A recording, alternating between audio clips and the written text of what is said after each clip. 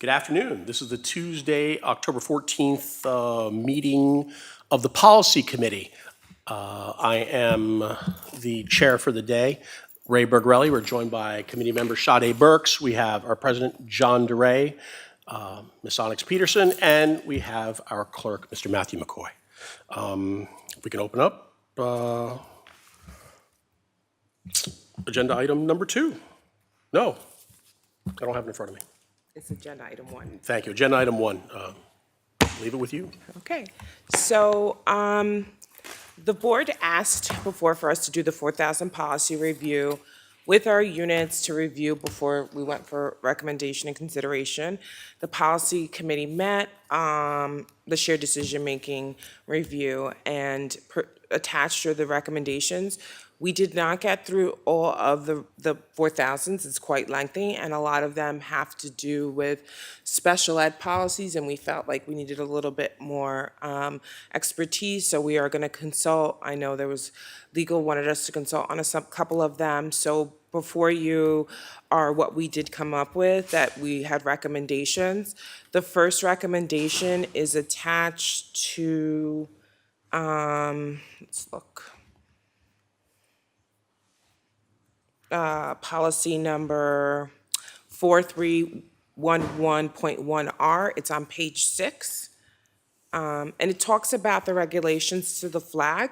When the committee met, and just to let you know who the committee is comprised of, so we had union leadership from each unit represented, as well as the 2 assistant superintendents for curriculum and instruction and myself. And we went through the policy. For the community and the board to know, the NYSSBA policy review is just a review of what our current policies are. They don't review certain legal policies, and that was something that was brought up during this time. There are a couple local policies that the committee felt, and we are going to be prepared to give you guys a list of what we think that may need to be reviewed before the next policy meeting. But in this one, we just felt like the paragraph in green that is X'd out, we felt like that would be a little cumbersome to implement, and it was too kind of left up to question around the implementation, Mr. Howard. So that was the first kind of suggestion. The suggestion on that one was to take out that portion. So I don't know if there's any questions on that one.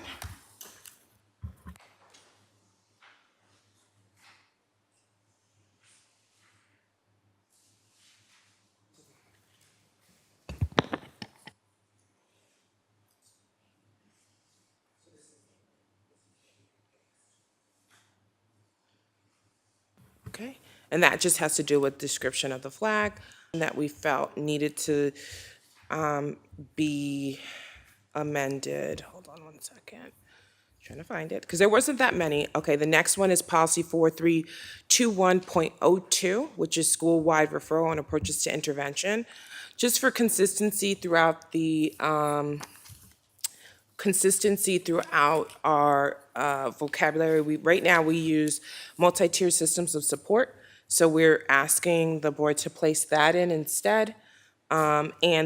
We also, in addition to the PBIS system, also implement within our schools social emotional learning programs, so we thought that that should be noted within the policy. I don't know if there's any questions about that. Board members, any questions? No.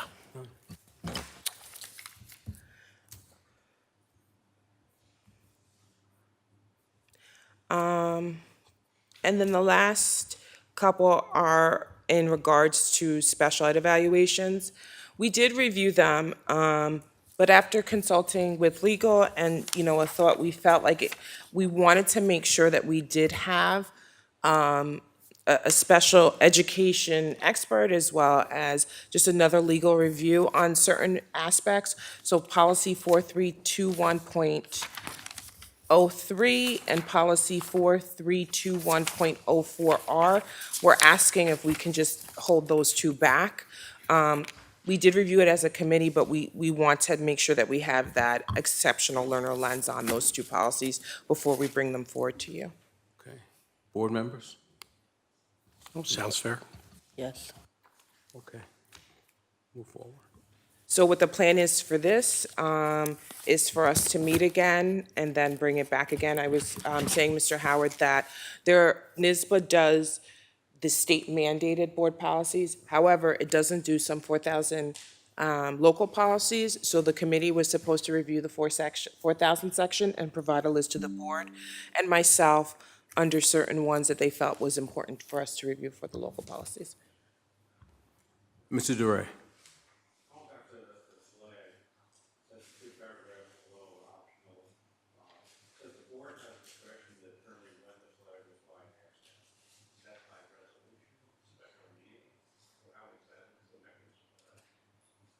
So we do get, we do get notices for the governor. There's sometimes local things that can be allocated for the board. I think the portion that we struck was definitely something by which it would be very, it's not very clear. Like usually there's clear guidelines of when you pull, but I think that one in particular,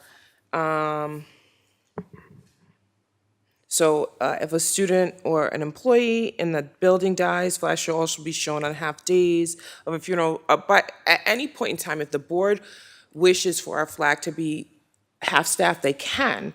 But this was, there's a lot of if and buts and maybes in here. The question is, what's the process? Do we have to have a special meeting, a resolution? Mr. Shaw can answer. It could be set forth in policy or by a resolution that would endure for a year. I think part of it is how lengthy the period of time of the half-mast would be. And certainly that should be within discretion unless there's a mandate based upon the state or federal where either of those apply. Okay, thank you. Mr. Bergarelli? Yeah, just going back to Mr. DeRay's question, as far as, you said it could be policy, so could policy state that we could take an email poll from board members, in between meetings, saying that, okay, we'd like to recognize, the passing of this person, and could be a poll, just by email? Or I think that's a problem, that's a meeting then, beyond the open meetings law.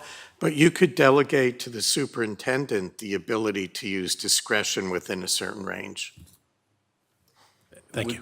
And Mr. Shaw, would that discretion then come back to the board to sustain her actions? Well, if the flag is still down, yes. If the flag's back up, it's So a should little it- late for that. Should there be a time element as part of that policy?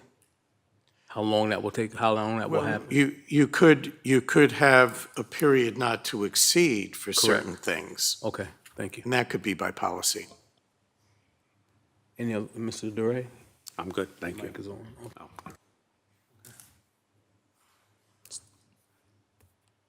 So I guess the question is, did you want this to be adjusted to that? This portion? I would think so, but I'll poll the members. Mr. Bergarelli? I wouldn't mind some sort of verbiage, leaving discretion to superintendent with input from the board president, something like that, maybe. Ms. Burke? I agree. Mr. DeRay? Okay.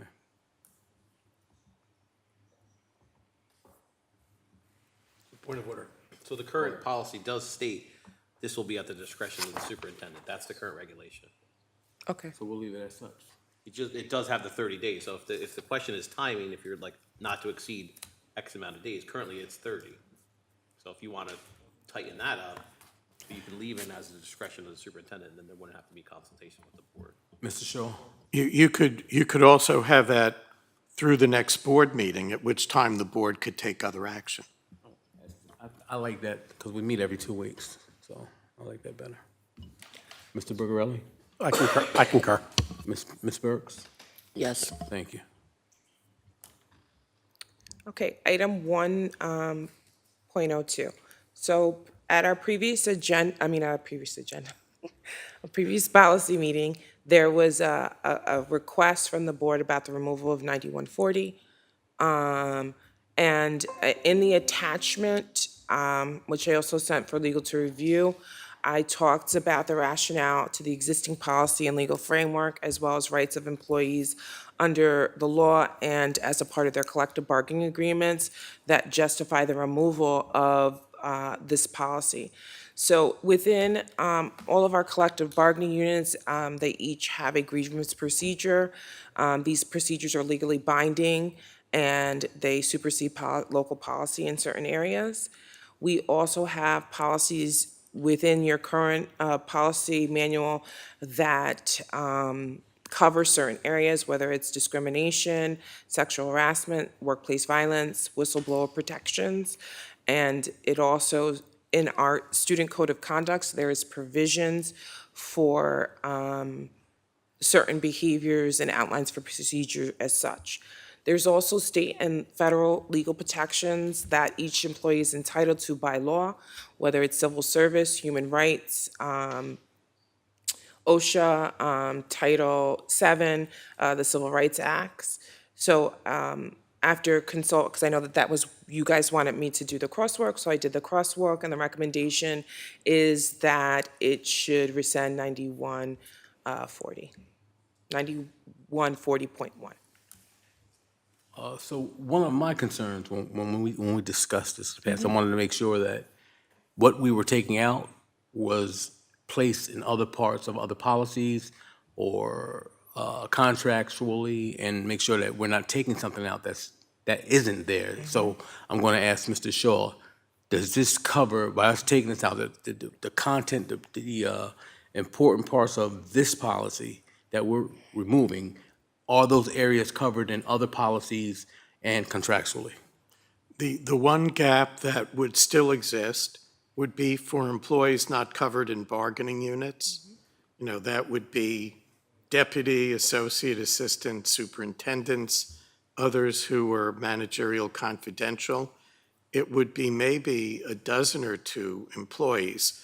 The current policy is very far-reaching, and it creates tremendous obligations to investigate, and that really doesn't work to the district's advantage. When it comes to an anti-discrimination law, you're covered, you know, above your head with law and regulations. I did reach out to school boards, to the head of the policy service, to see if they had something narrowly tailored. I haven't heard back yet. So perhaps the repeal of this would make sense, and then to try to see if there's a very narrow policy that could be replaced with. Board members, any questions? Mr. Bergarelli? No. Ms. Burks? No, I think Mr. Shaw covered the one question that I had, which would be if the staff would be covered, that were not covered under the contract.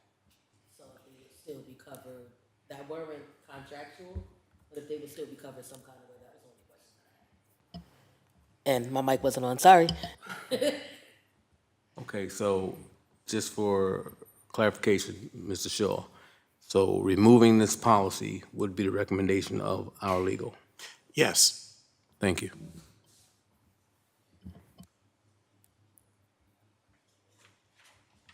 Okay, so that brings us to 9501, non-represented employees policy. So management has asked for this to be brought back because we want to be very specific. We've run into a couple of things with vacation days and accrual, and we want to make it very clear for the confidential managerial positions that it's stated very clearly how they accrue, what can happen once they're here for a certain amount of time, and we want it written very clearly within the policy. Bergarelli? Thank you. When it comes to the vacation day thing, are we talking to other districts, you know, given that recruiting is always a big deal? So we want to stay comparable to our surrounding districts, that maybe we can't match dollar for dollar, but at least maybe, you know, a little juicier when it comes to vacation days. Are we seeing what's around us? It's something that we could definitely explore. This is something that usually is common about 20 days per year. You also receive, with in addition to those 20 days, you also receive school calendar days. There's calendar holidays. So it far exceeds what the 20-day equivalent would be because you're on a school calendar. So this is definitely within range. We can definitely look to see if we are out of range. I don't think that we are. I think we're actually pretty generous in that area. And I think what we really wanted to make sure is the accrual, that first bullet. So if you're a person that newly is hired by the district, that you have an understanding of how that is really how you're accruing those things. And these are for only positions that are managerial or confidential. So this is like your treasurer, your district clerk, your library director. It's a very, probably about maybe 15 or 20 staff members. Everything else is either contractual through the assistant superintendent or based on the collective bargaining agreements. Mr. Bergarelli? Thank you. No. Ms. Burks? Yes. My only question is to Mr. Shaw, being the legal counsel for the board. This is something that you would recommend? I think your current system is fair. The number of days are reasonable. It's not out of line. Okay, thank you. Thank you, Ms. Peterson.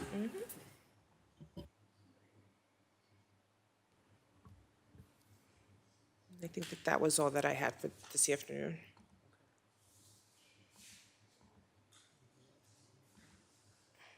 I will entertain a motion to close. So moved. Second. Mr. Clerk? Aye.